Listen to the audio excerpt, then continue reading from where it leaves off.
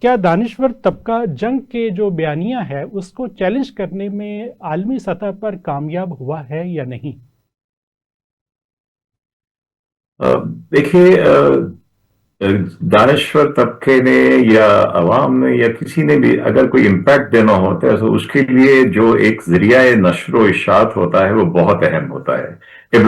इबलागियात की बहुत अहम जरूरत होती है कि उससे ही आप अपने आप को कन्वे करते हैं। जी।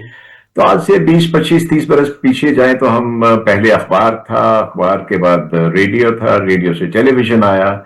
तो बहुत लिमिटेड था से लोगों की एक तबके की रसाई होती थी जिसमें वाकई जो तो बहुत जिसको हम कह सकते हैं कि सिक्का बंद अदीब शायर दानिश्वर होते थे, उनको माइक्रोफोन और कैमरा मिलता था।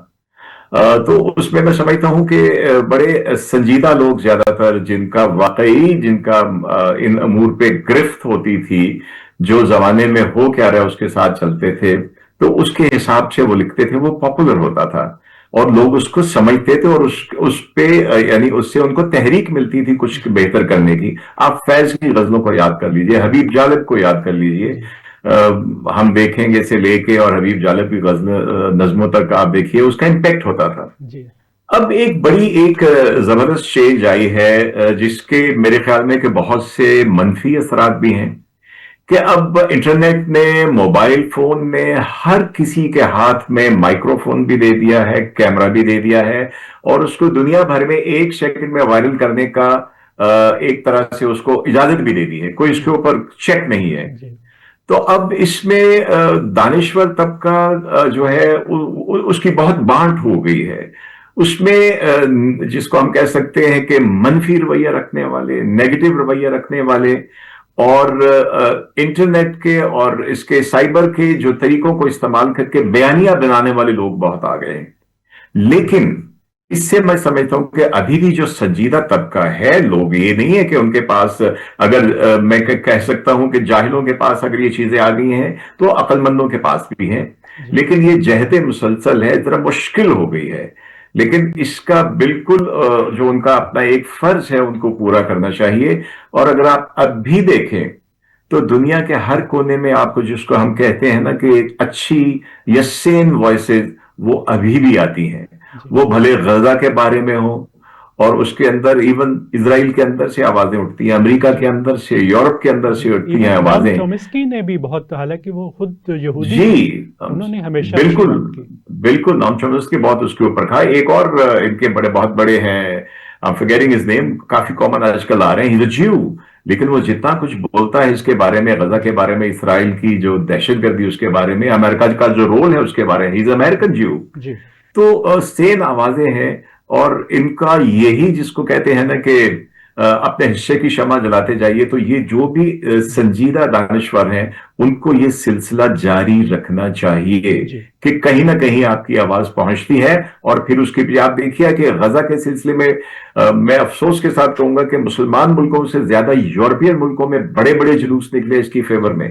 जी। बिल्कुल। ऑस्ट्रेलिया में देख लीजिए, इटली जी। में देख लीजिए, अमेरिका में देख लीजिए।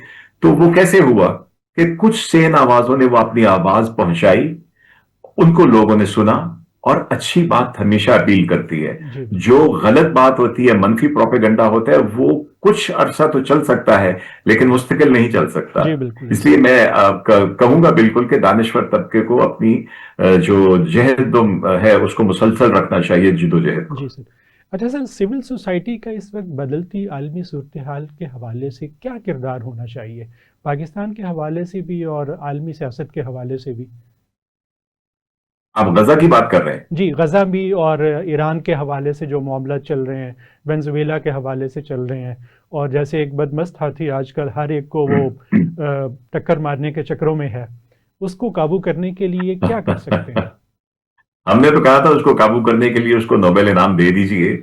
अब नहीं दिया गया तो अब तो बदमस्त तो होना ही था उसने। सही। तो आप बिल्कुल सही कह रहे हैं। ये जो कुछ हो रहा है इसमें आप देखिए कि मैंने मैंने तो अपनी जिंदगी में पहली मर्तबा देखा है कि पाकिस्तान की किसी कामयाबी की वजह से, जो अल्लाह ताला की रहमत की मरहून मिन्नत हमेशा रही है और अब भी है, कि इस वक्त दुनिया में जो गलगला मचा हुआ है इसमें बहुत बड़ा हाथ हमारे मई में जो हमारी मुसल्लह अफवाज ने, पाकिस्तान एयरफोर्स ने, पाकिस्तान आर्मी नेवी ने किया, उसकी वजह से आप देखिए कि पिछले 6-7 महीनों में, 8 महीनों में कितनी तब्दीली आई है। और उसका नतीजा जो है वो नई ग्रोहबंदियां हो रही हैं। आप देख रहा होगा कि नए नए दफाई माहदे हो रहे हैं। सऊदी अरब पाकिस्तान में हो रहा है अभी, उसमें तुर्की भी जी शामिल हो रहा है बिल्कुल। उधर। लेकिन आपने जिस जिस बदमस्त हाथी की बात की है, जब हाथी बदमस्त होता है तो वो पोरश के हाथियों की तरह फिर अपने ही फौज को, अपने ही इंटरेस्ट को रोनने लग जाता है। जी देखिए, बिल्कुल। हर चीज की एक लिमिट होती है। आप जिसकी तरफ इशारा कर रहे हैं, देखिए सदर ट्रंप ने वेनेजुएला के सदर को उठा लिया। सरी, इसको हम आम जबान में पंजाब में कहीं पे भी इसको बदमाशी कहेंगे जी कि बिल्कुल। इतना बड़ा आपने कि किसी मुल्क के लिए किस लिए। जी अच्छा, इसके डांडे उस चीज पे जाके मिलते हैं जो हमें आखिर में जरूर बात करनी चाहिए कि पाकिस्तान को अल्लाह ने बहुत इज्जत दी है, सारा कुछ हुआ है, तो हमें किसकी तरफ फोकस करना चाहिए? जी इक्तसादियात की तरफ।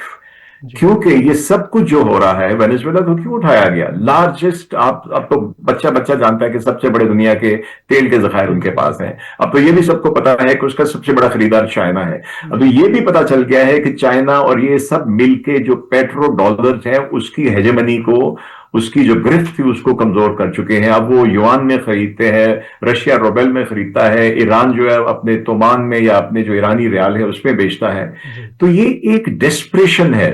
और इसकी भी वजह जो है वो अमेरिका की इक्तसादी हालत है, जो दिन ब दिन खोखली होती जाएगी अगर पेट्रो डॉलर जो है खत्म हो गए और लोगों ने अपनी अपनी करेंसी में, मुल्कों ने अगर खरीदो फरोख्त शुरू कर दी, तो फिर जी दैट इज सबसे बड़ी वजह जो है वो वही है। इसलिए जी वो डेस्परेट हो गए कि वो ग्रीनलैंड जाना चाहते हैं। अरे भाई, आपको ग्रीनलैंड में कौन से चाइना से खर्चा है?